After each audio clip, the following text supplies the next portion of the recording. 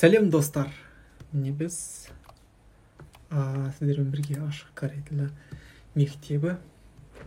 Бүгін біз Мунхва 2 Корей мәдениеті жайлы екінші сабақты түсіндіремін. Сабақтың тақырыбы 제 이름은 김돈민입니다. Қазақша менің атым 김동민 деп аударамыз. Яғни Чоннам ұлттық университетінің корей тілі оқулығы бойынша біз үйреніп жатырмыз.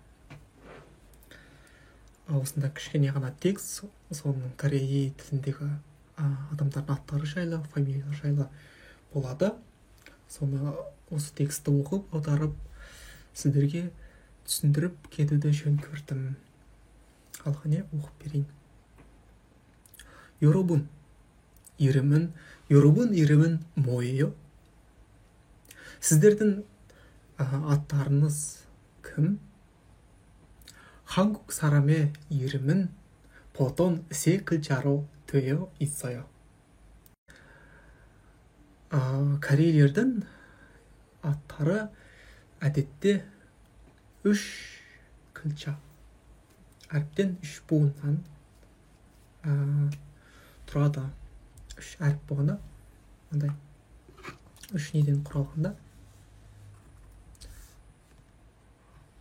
аның біреуін біз күлжа дейміз. Буын или әріп солай. 되어 있어요. 처음이 선이고 나중에 있는 곳이 이름이에요. 처음 дейміз. алғашқысы ол фамилия, және кейінгісі ол есімі дейді, аты. 여러분, 나라와 같아요? 달라요? сіздердің елдеріңізде де сондай ма? әлде басқаша ма? 그리고 한국에는 같은 손을 가진 사람이 아주 많아요. және Кореяда 같은 сон дейміз, бірдей фамилиясы бар адамдар өте көп дейді. Ким, И, Пак, Тын. Ким, И, Пак және басқалар. және тағы сол сияқты. 여러분의 한국 친구들 중에도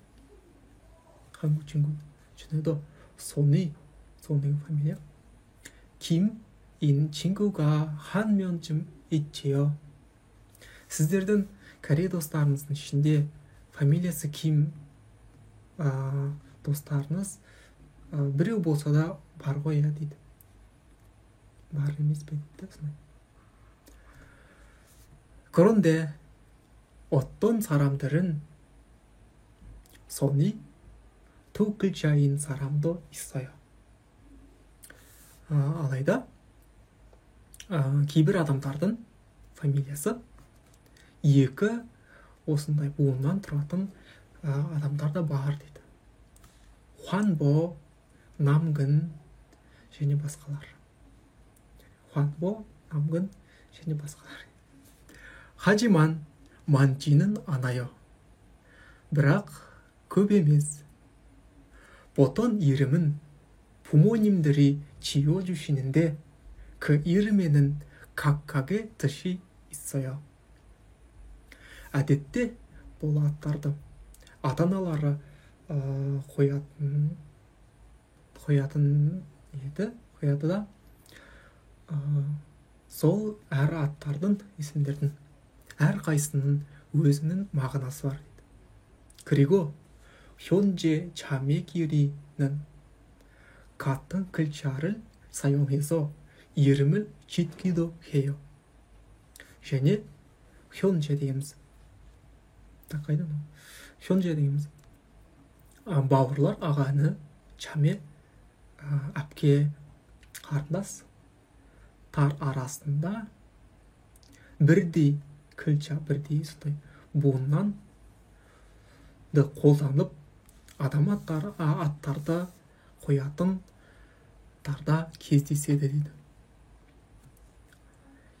예를 들어 김돈수, 김돈철, 김돈민처럼요. мысалы 김돈수, 김돈철, 김돈민 дейді.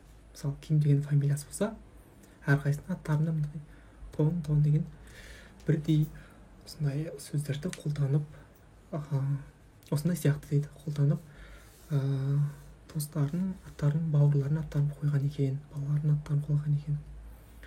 그리고 이름을 보면 대부분은 여자인지 남자인지 알 수 있어요. және осы аттарды көріп, аттарды естіп, көбісінің жәнегі бала екенін, ұл бала екенін, қыз екенін ажыратуға болады дейді. 여러분 이름은 어때요? сіздердің аттарыңыз қандай? мінекей